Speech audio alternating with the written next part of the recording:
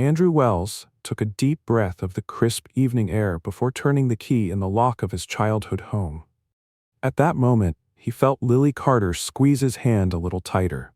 He glanced at her reassuringly and smiled, hoping it would give her confidence. She didn't say a word, but her tension was palpable. The door creaked softly as it swung open, welcoming them inside.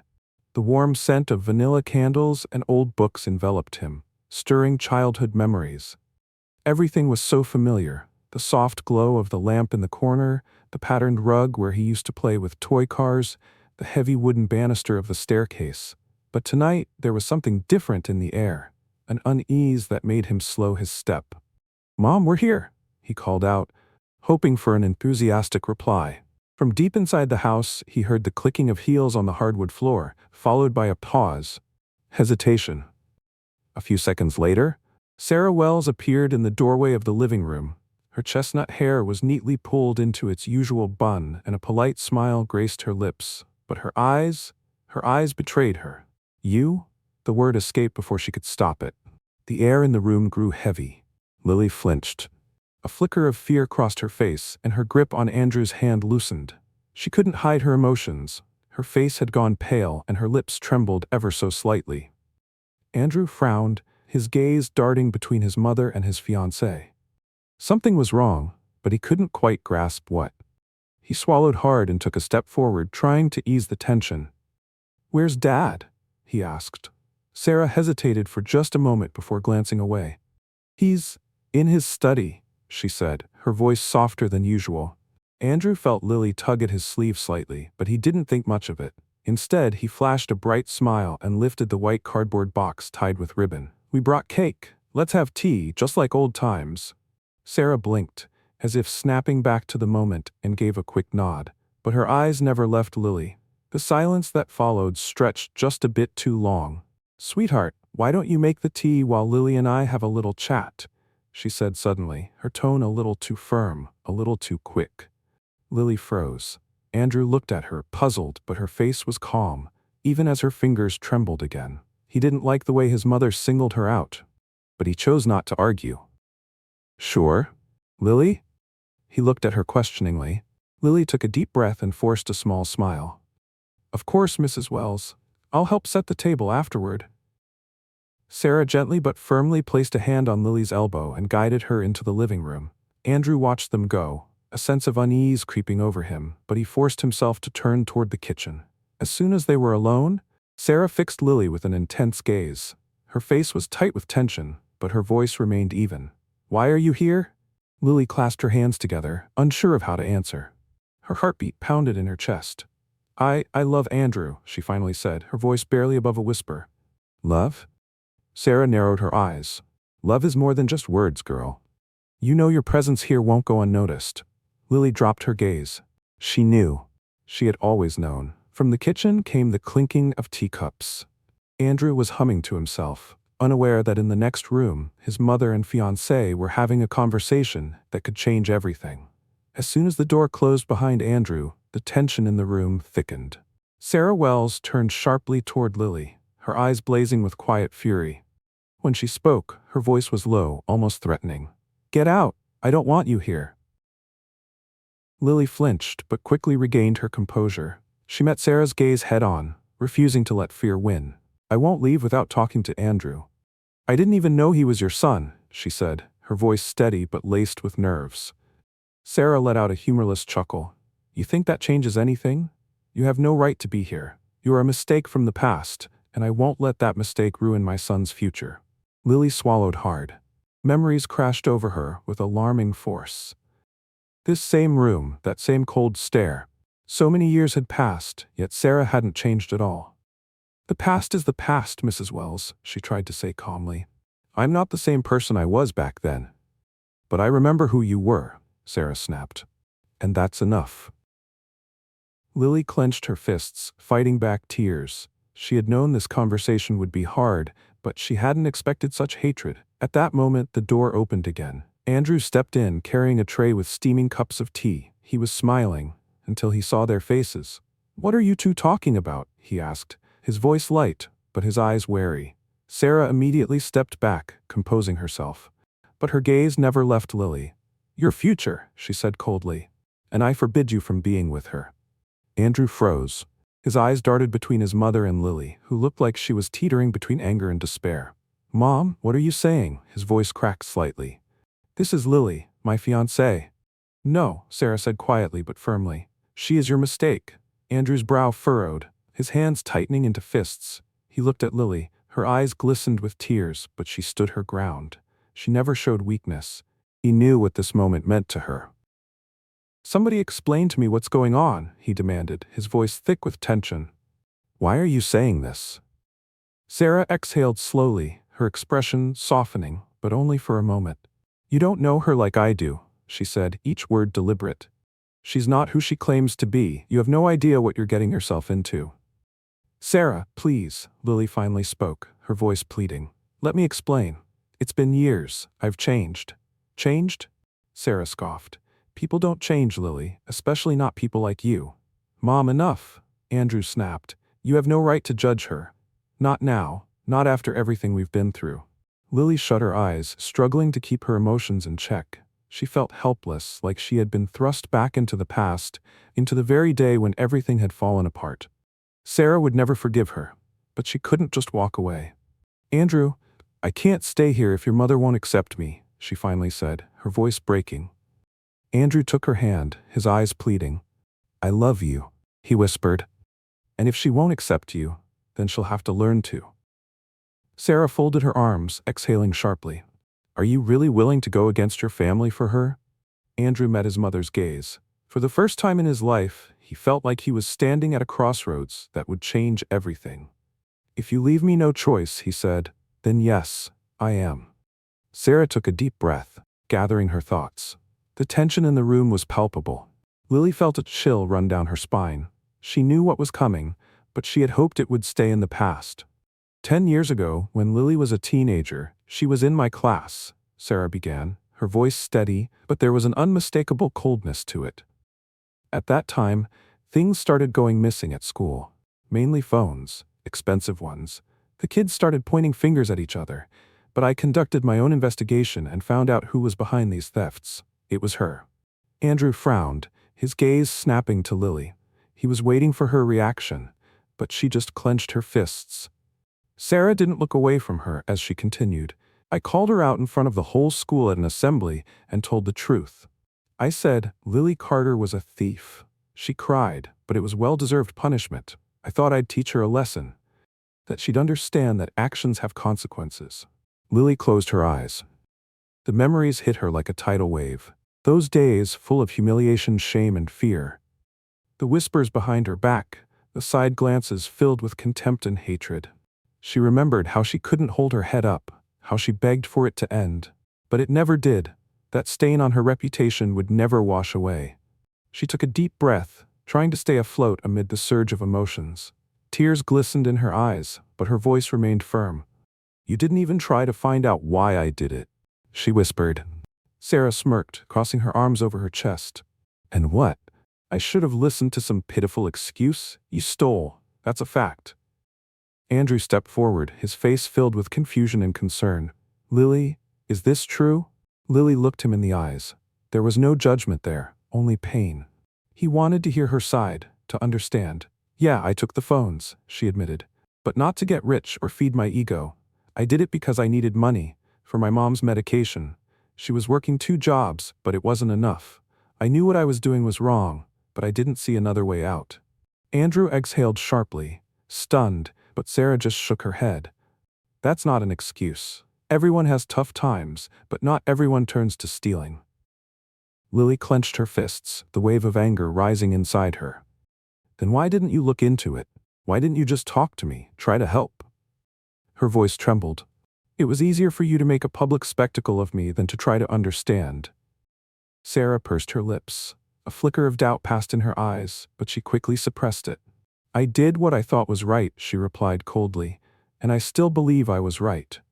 Andrew turned to his mother, astonished. "You really think that? You don't feel any regret?" Sarah turned away but said nothing.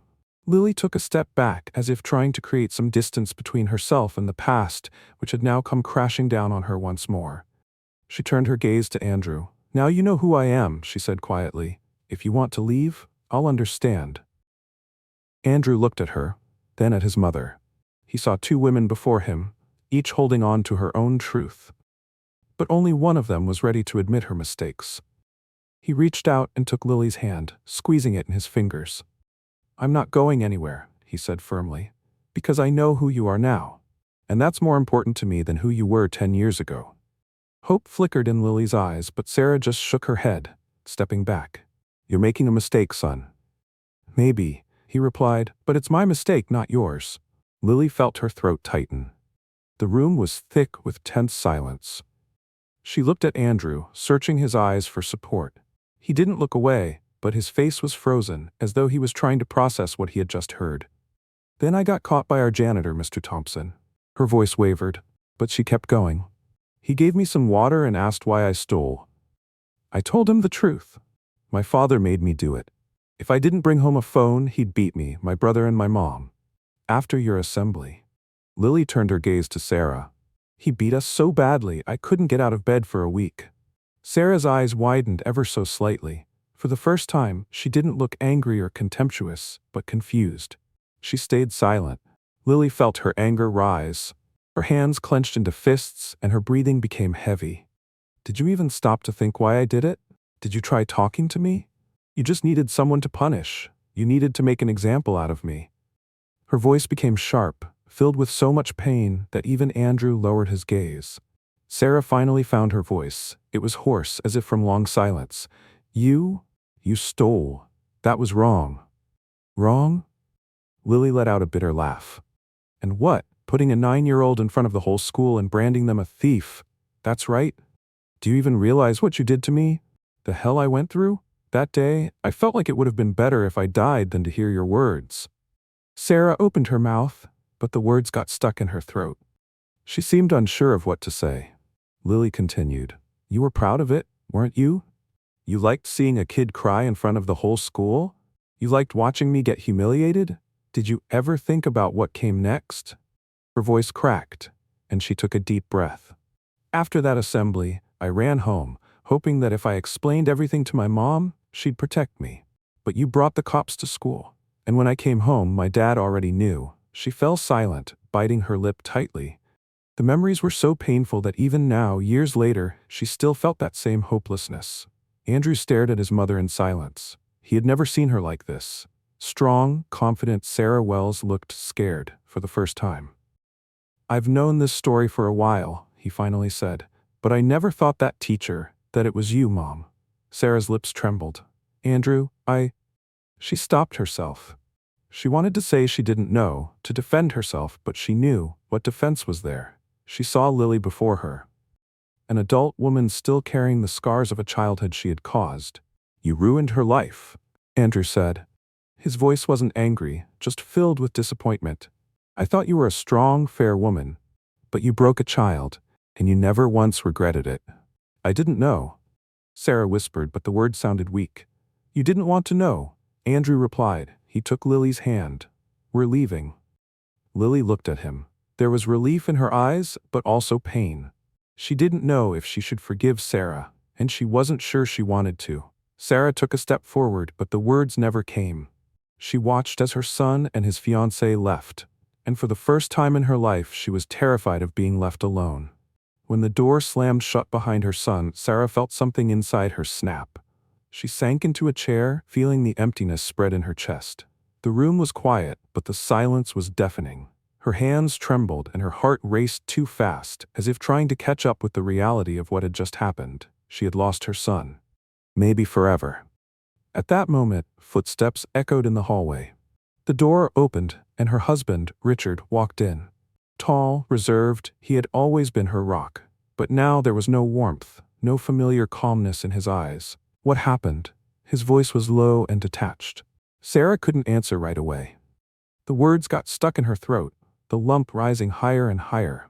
Finally she stumbled through the story, about how Lily had been that same girl, how Andrew knew the truth, how he had left.